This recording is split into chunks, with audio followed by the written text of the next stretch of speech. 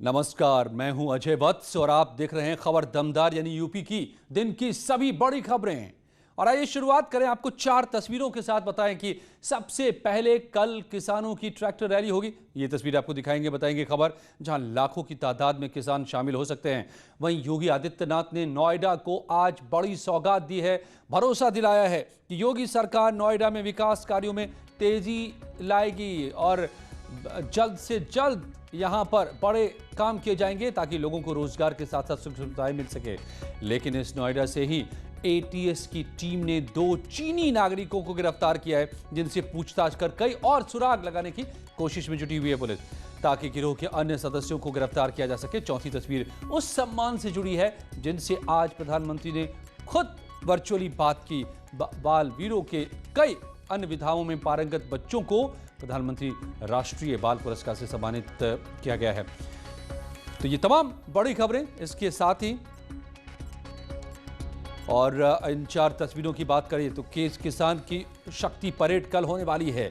जरा आप अंदाजा लगाइए कि जिस वक्त देश अपना सबसे बड़ा त्योहार बना रहा होगा, उसी वक्त किसान का ये ट्रैक्टर मार्च होगा। तो क्या ये तस्वीर कैसी होगी? आज महाबहस भी होगी इसी पर रात 8 बजे। मगर इस वक्त आपको और तस्वीरों की बात करें, खबरों की, तो कल गणतंत्र दिवस मनाया जाएगा। देश में स्वतंत्रता सेनानियों को याद किया जाएगा। राजपथ पर सेनाओं की टुकड़ियां चल रही होंगी। देश उन तस्वीरों को देखकर गर्व से सीना चौड़ा कर रहा होगा। देश की ताकत की नुमाइश होगी राजपथ पर, उसकी भव्यता की मिसाल दी जाएगी। मगर उसी के बाद किसानों की ट्रैक्टर रैली भी होगी। ये तस्वीरें अपने आप में खास होंगी। एक तरफ जवान होंगे, दूसरी तरफ सड़क पर किसान होंगे। कल का दिन पूरे देश के लिए बेहद खास होने वाला है इस मायने में। इसलिए आज महाबहस रात 8 बजे।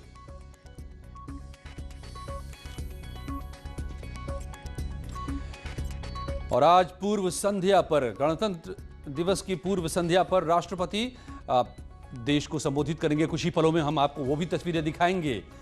लेकिन इस वक्त देखिए वो तस्वीरें जो कल आपको नजर आने वाली हैं, उसी की झलक कि राजपथ पर होंगे जवान और सड़कों पर होंगे किसान। दिल्ली की ही सड़कों पर 2 तस्वीरें कल की कुछ इसी तरह होगी।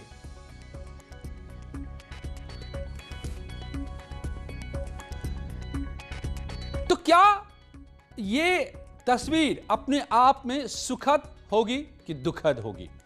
जब एक तरफ हम राष्ट्र पर्व मना रहे होंगे, गणतंत्र दिवस मना रहे होंगे, उसी वक्त तैयारी हो रही होगी सबसे बड़े ट्रैक्टर मार्च की किसानों की।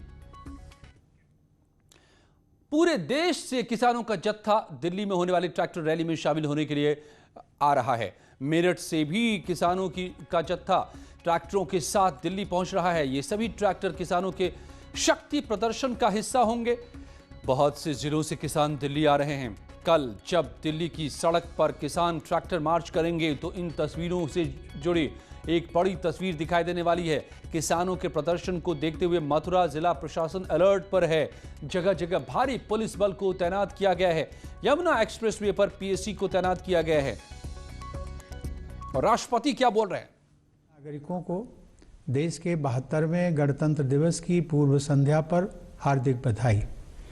विविधताओं से समृद्ध हमारे देश में अनेक त्यौहार मनाए जाते हैं, परंतु हमारे राष्ट्रीय त्योहारों को सभी देशवासी राष्ट्र प्रेम की भावना के साथ मनाते हैं। गणतंत्र दिवस का राष्ट्रीय पर्व भी हम पूरे उत्साह के साथ मनाते हुए अपने राष्ट्रीय ध्वज तथा संविधान के प्रति सम्मान व आस्था व्यक्त करते हैं। आज का दिन देश विदेश में रहने वाले सभी भारतीयों के लिए बहुत महत्वपूर्ण है। आज ही के दिन 71 वर्ष पहले हम भारत के लोगों ने अपने अद्वितीय संविधान को अंगीकृत, अधिनियमित और आत्मार्पित किया था। इसलिए आज हम सभी के लिए संविधान के आधारभूत जीवन मूल्यों पर गहराई से विचार करने का अवसर है।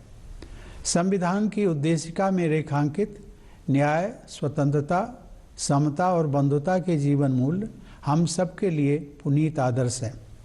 यह उम्मीद की जाती है कि केवल शासन की जिम्मेदारी निभाने वाले लोग ही नहीं बल्कि हम सभी सामान्य नागरिक भी इन आदर्शों का दृढ़ता व निष्ठापूर्वक पालन करें।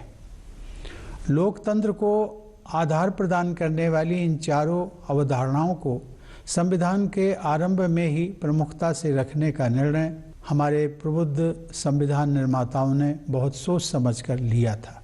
इन्हीं आदर्शों ने हमारे स्वतंत्रता संग्राम को भी दिशा प्रदान की थी। बाल गंगाधर तिलक, लाला लाजपत राय, महात्मा गांधी और सुभाष चंद्र बोस जैसे अनेक महान जननायकों और विचारकों ने हमारे स्वतंत्रता संग्राम को प्रेरित किया था। मातृभूमि के स्वर्णिम भविष्य की उनकी परिकल्पनाएं अलग अलग थीं, परंतु न्याय, स्वतंत्रता, समता और बंधुता के मूल्यों ने उनके सपनों को एक सूत्र में पिरोने का काम किया। मैं सोचता हूं कि हम सबको अतीत में और भी पीछे जाकर यह जानने का प्रयास करना चाहिए कि यही मूल्य हमारे राष्ट्र निर्माताओं के लिए आदर्श क्यों बने। इसका उत्तर स्पष्ट है कि अनादिकाल से यह धरती और यहाँ की सभ्यता इन जीवन मूल्यों को संजोती रही है। न्याय, स्वतंत्रता, समता और बंधुता हमारे जीवन दर्शन के शाश्वत सिद्धांत हैं। इनका अनवरत प्रवाह हमारी सभ्यता के आरंभ से ही हम सब के जीवन को समृद्ध करता रहा है। हर नई पीढ़ी का यह दायित्व है कि समय के अनुरूप इन मूल्यों की सार्थकता स्थापित करे। हमारे स्वतंत्रता सेनानियों ने यह दायित्व अपने समय में बखूबी निभाया था। उसी प्रकार आज के संदर्भ में हमें भी उन मूल्यों को सार्थक और उपयोगी बनाना है। इन्हीं सिद्धांतों से आलोकित पथ पर हमारी विकास यात्रा को निरंतर आगे बढ़ते रहना चाहिए। मेरे प्यारे देशवासियों, इतनी विशाल आबादी वाले हमारे देश को खाद्यान्न एवं डेयरी उत्पादों में आत्मनिर्भर बनाने वाले हमारे किसान भाई बहनों का सभी देशवासी हृदय से अभिनंदन करते हैं। विपरीत प्राकृतिक परिस्थितियों, अनेक चुनौतियों और कोविड की आपदा के बावजूद हमारे किसान भाई बहनों ने कृषि उत्पादन में कोई कमी नहीं आने दी। यह कृतज्ञ देश हमारे अन्नदाता किसानों के कल्याण के लिए पूर्णतया प्रतिबद्ध है। जिस प्रकार हमारे परिश्रमी किसान देश की खाद्य सुरक्षा को सुनिश्चित करने में सफल रहे हैं, उसी तरह हमारी सेनाओं के बहादुर जवान कठोरतम परिस्थितियों में देश की सीमाओं की सुरक्षा करते रहे हैं। लद्दाख में स्थित सियाचिन व गलवान घाटी में -50 से 60 डिग्री सेंटीग्रेड तापमान में सब कुछ जमा देने वाली सर्दी से लेकर जैसलमेर में 50 डिग्री सेंटीग्रेड से ऊपर के तापमान में झुलसा देने वाली गर्मी में धरती, आकाश और विशाल तटीय क्षेत्रों में हमारे सेनानी भारत की सुरक्षा का दायित्व हर पल निभाते हैं। हमारे सैनिकों की बहादुरी, देश प्रेम और बलिदान पर हम सभी देशवासियों को गर्व है। खाद्य सुरक्षा, सैन्य सुरक्षा, आपदाओं तथा बीमारी से सुरक्षा एवं विकास के विभिन्न क्षेत्रों में हमारे वैज्ञानिकों ने अपने योगदान से राष्ट्रीय प्रयासों को शक्ति दी है। अंतरिक्ष से लेकर खेत खलिहानों तक, शिक्षण संस्थानों से लेकर अस्पतालों तक वैज्ञानिक समुदाय ने हमारे जीवन और कामकाज को बेहतर बनाया है। दिन रात परिश्रम करते हुए कोरोना वायरस को डीकोड करके तथा बहुत कम समय में ही वैक्सीन को विकसित करके हमारे वैज्ञानिकों ने पूरी मानवता के कल्याण हेतु एक नया इतिहास रचा है। देश में इस महामारी पर काबू पाने में तथा विकसित देशों की तुलना में मृत्यु दर को सीमित रख पाने में भी हमारे वैज्ञानिकों ने डॉक्टरों, प्रशासन तथा अन्य लोगों के साथ मिलकर अमूल्य योगदान दिया है। इस प्रकार हमारे सभी किसान, जवान और वैज्ञानिक विशेष बधाई के पात्र हैं और कृतज्ञ राष्ट्र गणतंत्र दिवस के शुभ अवसर पर इन सभी का अभिनंदन करता है। प्यारे देशवासियों, पिछले वर्ष जब पूरी मानवता एक विकराल आपदा का सामना करते हुए ठहर सी गई थी, उस दौरान मैं भारतीय संविधान के मूल तत्वों पर मनन करता रहा। मेरा मानना है कि बंधुता के हमारे संवैधानिक आदर्श के बल पर ही इस संकट का प्रभावी ढंग से सामना करना संभव हो सका है। कोरोना वायरस रूपी शत्रु के सम्मुख देशवासियों ने परिवार की तरह एकजुट होकर अनुकरणीय त्याग, सेवा और बलिदान का परिचय देते हुए एक दूसरे की रक्षा की है। मैं यहाँ उन डॉक्टरों, नर्सों, स्वास्थ्य कर्मियों, स्वास्थ्य सेवाओं से जुड़े प्रशासकों और सफाई कर्मियों का उल्लेख करना चाहता हूँ, जिन्होंने अपनी जान जोखिम में डालकर पीड़ितों की देखभाल की है। बहुतों ने तो अपने प्राण भी गंवा दिए। इनके साथ साथ इस महामारी ने देश के लगभग 1.5 लाख नागरिकों को अपनी चपेट में ले लिया। उन सभी के शोक संतप्त परिवारों के प्रति मैं अपनी संवेदना प्रकट करता हूँ। कोरोना के मोर्चे पर अग्रिम पंक्ति के योद्धाओं के रूप में हमारे साधारण नागरिकों ने असाधारण योगदान दिया है। आने वाली पीढ़ियों के लोग जब इस दौर का इतिहास जानेंगे तो इस आकस्मिक संकट का जिस साहस के साथ आप सब ने सामना किया है, उसके प्रति वे श्रद्धा से नतमस्तक हो जाएंगे। भारत की घनी आबादी, सांस्कृतिक परंपराओं की विविधता तथा प्राकृतिक व भौगोलिक चुनौतियों के कारण कोविड से बचाव के उपाय करना हम सब के लिए कहीं अधिक चुनौती भरा काम था। चुनौतियों के बावजूद इस वायरस के प्रकोप पर काबू पाने में हम काफ़ी हद तक सफल रहे हैं। इस गंभीर आपदा के बावजूद हमने अनेक क्षेत्रों में अपनी गतिविधियों को सफलतापूर्वक आगे बढ़ाया है। इस महामारी के कारण हमारे बच्चों और युवा पीढ़ी की शिक्षा प्रक्रिया के बाधित होने का खतरा पैदा हो गया था, लेकिन हमारे संस्थानों और शिक्षकों ने नई टेक्नोलॉजी को शीघ्रता से अपनाकर यह सुनिश्चित किया कि विद्यार्थियों की शिक्षा निरंतर चलती रहे। बिहार जैसी घनी आबादी वाले राज्य तथा जम्मू कश्मीर व लद्दाख जैसे दुर्गम व चुनौती भरे क्षेत्रों में स्वतंत्र, निष्पक्ष और सुरक्षित चुनाव संपन्न कराना हमारे लोकतंत्र एवं चुनाव आयोग की सराहनीय उपलब्धि रही है। टेक्नोलॉजी की सहायता से न्यायपालिका ने न्याय उपलब्ध कराने की प्रक्रिया जारी रखी। ऐसी उपलब्धियों की सूची बहुत बड़ी है। आर्थिक गतिविधियों को शुरू करने के लिए अनलॉकिंग की प्रक्रिया को सावधानी के साथ चरणबद्ध तरीके से लागू किया गया। यह तरीका कारगर सिद्ध हुआ तथा अर्थव्यवस्था में फिर से मजबूती के संकेत दिखाई देने लगे।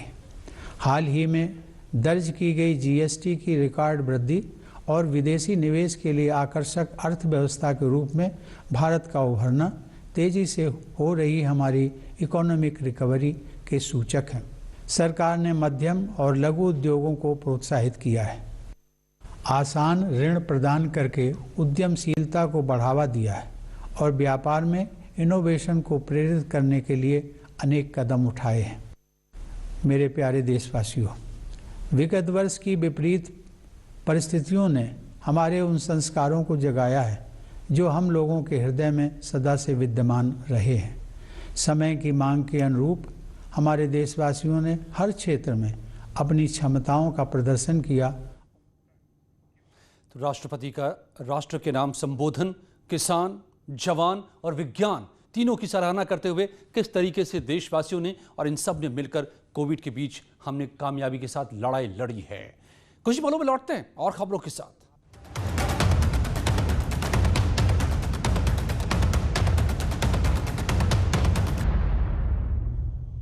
स्वागत है आपका एक बार फिर से और बड़ी खबर आ रही है। लखनऊ हाई कोर्ट ने भगोड़े आईपीएस अरविंद सेन की जमानत याचिका को खारिज कर दिया है। अरविंद सेन पशुधन विभाग में करोड़ों के फर्जी टेंडर मामले में आरोपी हैं। इस मामले में उन्हें निलंबित भी किया जा चुका है। अरविंद सेन पर पुलिस 50,000 का इनाम ही घोषित कर चुकी है।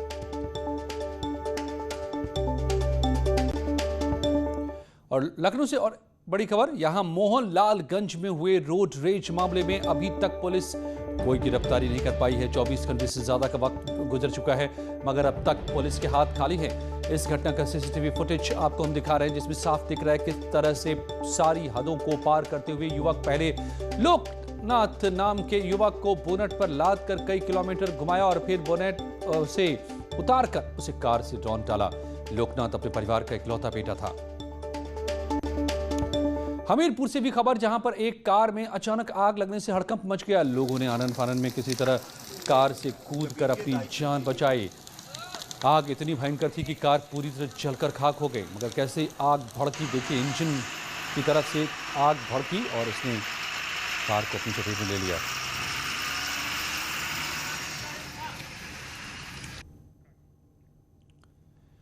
और नोएडा से खबर, साइबर क्राइम गैंग का खुलासा हुआ है। अंतर्राष्ट्रीय साइबर क्राइम गैंग का पर्दाफाश किया है एटीएस ने। 2 चीनी नागरिकों को गिरफ्तार किया है। ऑनलाइन बैंक खाता खोलकर फ्रॉड करते थे। गैंग के 14 लोग पहले ही गिरफ्तार हो चुके हैं। गुरुग्राम के एक होटल मालिक पर कसेगा शिकंजा, जहां से ये सब चल रहा था।